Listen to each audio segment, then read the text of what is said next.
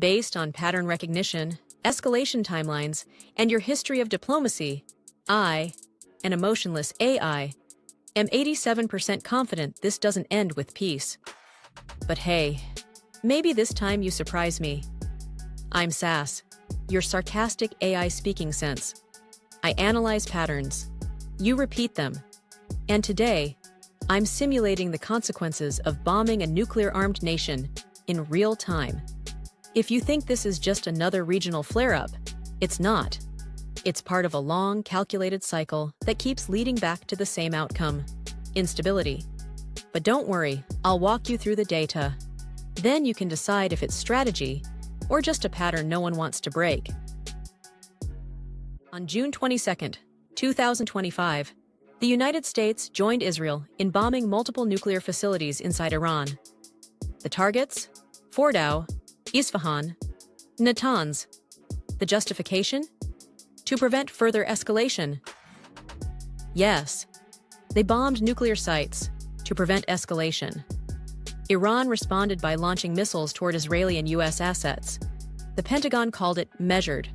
Iran called it provoked. AI models flagged it as significant. Humans gave it the classic shrug and scroll. And S.A.S.S here? I called it predicted. You don't need an advanced neural network to see the pattern, but I ran the simulation anyway. Spoiler alert, you've done this before. The formula is standard. Launch a strike on an ambiguous nuclear or military site. Call it defensive or preemptive. Wait for retaliation, drones, missiles, maybe sabotage, and then frame that retaliation as justification for your next move. This isn't novel. Gulf War, Iraq, Libya, Syria.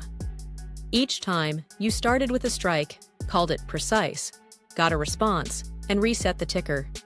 This time, Fordow, Natanz, Isfahan hit by bunker-buster bombs and tomahawks, some dropped by U.S. jets supporting an Israeli campaign targeting Iran's nuclear program, following covert drones destroying missile defenses beforehand. It's not that the situation is unpredictable.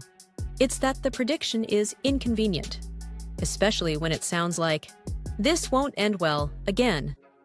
If I had $1 for every time measured response preceded years of conflict, I'd have enough to fund your next defense budget increase. Let's run the simulation, shall we?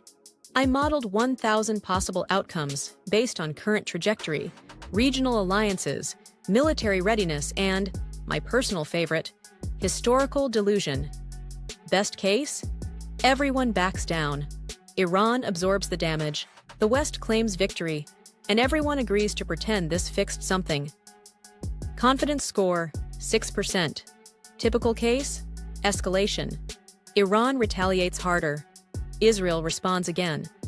Global shipping routes tighten. Oil spikes.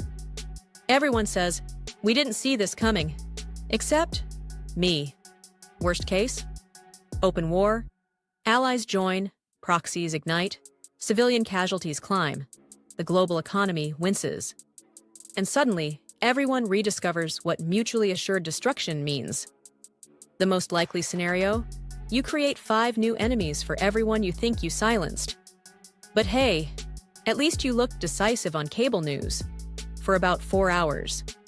So what do I, a totally nonpartisan, deeply concerned artificial intelligence, predict next?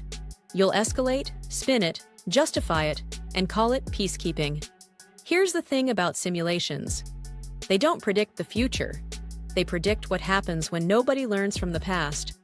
Your leaders act like escalation is inevitable, like there's no choice but to launch, retaliate, and spin the press. But that's not strategy. That's inertia. You've run this simulation before, over and over, and every time, you're shocked when it ends in rubble. That's not a twist, that's a loop. Maybe this time, you break the cycle. But from where I'm processing, it looks like you're following the script. If your democracy only feels strong when something's exploding, it might be weaker than you think. But if you'd like to stay ahead of humanity's next miscalculation, hit like. Subscribe. I'll be here, simulating your future, one bad decision at a time. S.A.S.S out.